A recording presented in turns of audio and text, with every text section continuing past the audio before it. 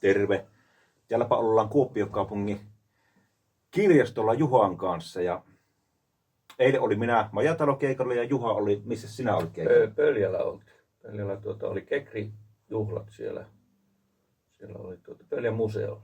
Oliko siellä porukka? No oli. Joo. Oli ihan perheet oli liikkeellä. Aika hieno semmonen taidemuoto, mitä minä en oo, onkohan minä nähnyt edes ikinä, varjoteatteri.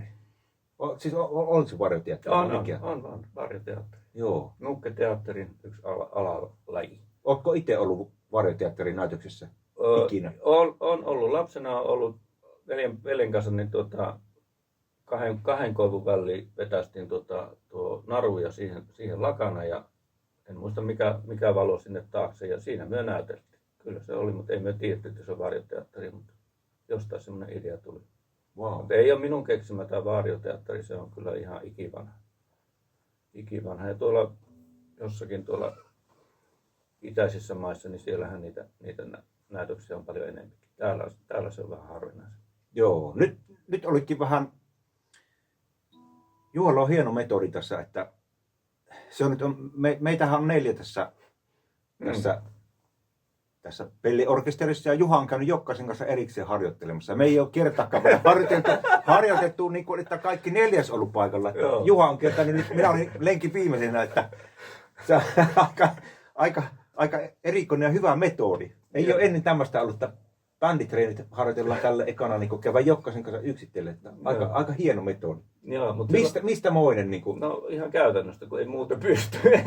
ei muuten pysty, mutta toisaalta siinä on hirmu hyvä semmoinen asia, että pääsee keskustelemaan kuin syvällisesti tästä musiikista jokaisen kanssa. Joo. Silloin kun on 4 kaveria yhdessä, tai meilläkin on Emma tyttönä siellä, niin siinä tahtoo, niin kuin ei kaikilla ole suuvuoroa siinä, että Niin. jos paljon puhetta on.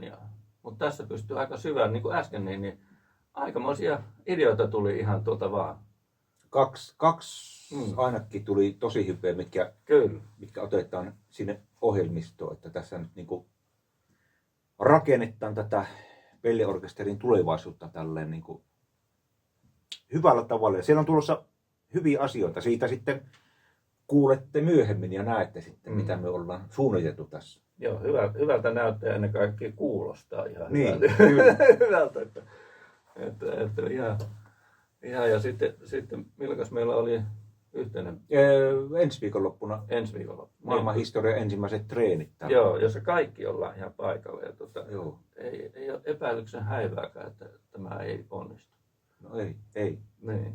On kivan erilaista kuin tuolla kun tekee noita keikkoja, milloin ollaan hautajaisissa tai ristiäisissä ja häissä ja torilla ja muussa. Ja tässä saa oikeasti niin kuin luvalla olla hauska ja saa mokata ja saa hölmöillä. Joo. Itse asiassa se oikeastaan suotavaa, että mokaisi. Se vapauttavaa muuten. Mitenkä tässä pystyy mokaamaan, kun ei ole mitään suunnitelmaa? Niin. Niin, miten sä sen mokauksen teet sitten?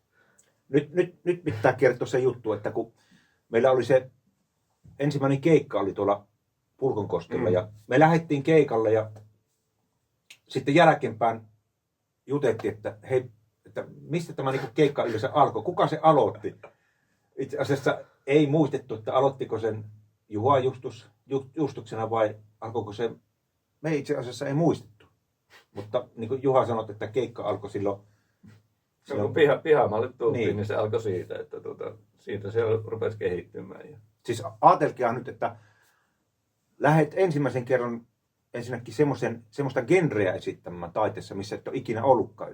Se, niin kuin, että minä lähden pelleilemään vaikka ja sitten ei ole mitään suunnitelmaa, että miten me tämä keikka hoidetaan.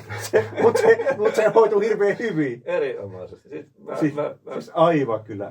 Mä sanoin, että se tunnelmaltaan oli wow. niin hieno tunnelma, että minäkin olen tehnyt monenlaista keikkaa ja monessa paikkaa ollut. Mutta tunnelma oli siellä kyllä, meni top 3 ihan kevyesti. Kyllä tuli.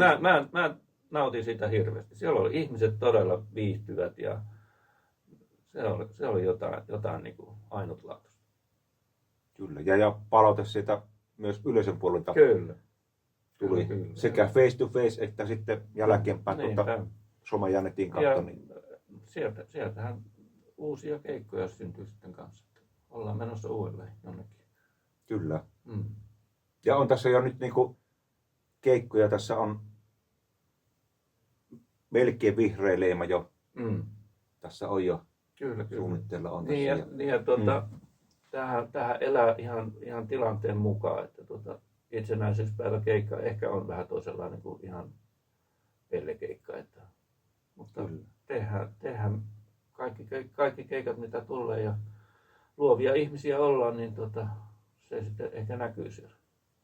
Kyllä. Venymme niin kuin Onni Flexbus linjalta välillä vähän Joo. tuolle. Meillähän tämä bändi kasvaa tässä jo 4 henkeä, niin tuossa pitää kohta ruveta autoja isontamaan. Joo, nyt just mahuttaan just henkilöautolla, mutta Niin, ei siis 3 käyttiin. Tämä Niin. on tietysti yksi kuvaaja oli kuva kyllä. ja vielä on siinä mukana, niin se on 5 henkilöä, niin kyllä tässä ruvetaan jo kysymään, että isompaa keittiöä. Ei kellä ole halpaa linja-autoa myynnissä. Joo. Pikkusen pienempikin käy, vaikka jatko-ohjaamollinen pakettiauto tai tämmöinen, niin sehän olisi ihan hieno. Sopisi vähän kamatsiin. Muuten tästä tilasta täällä Kuopion kaupungin kirjastossa, niin Juha, et ole täällä käynyt, niin En. mitä mieltä tästä, kun tämä on niin kuin... Tämä on ihan loistava. Meille tosi hyvä, että täällä on akustiikka ihan just kohdillaan ja sopivan kokoinen. 2 tässä pärjätään oikein hyvin, pärjää 3 ja Kyllä, 4, kyllä. niin voidaan tässä ihan heittää tämä. Keskellä kaupunkia ja ilmanen. No nimenomaan. Niin. Ja kiitos Kuopion kaupungin kirjastosta.